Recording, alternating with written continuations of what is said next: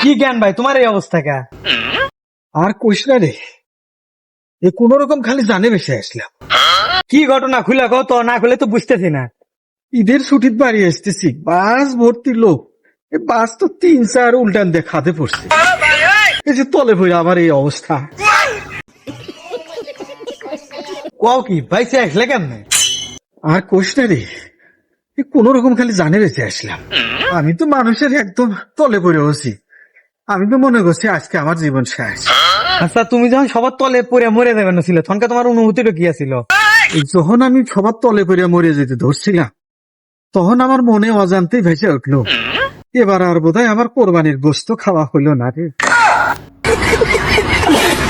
গোস্তর ঘাড়া মারি জান বাসে না, না গোস্ত খাওয়া।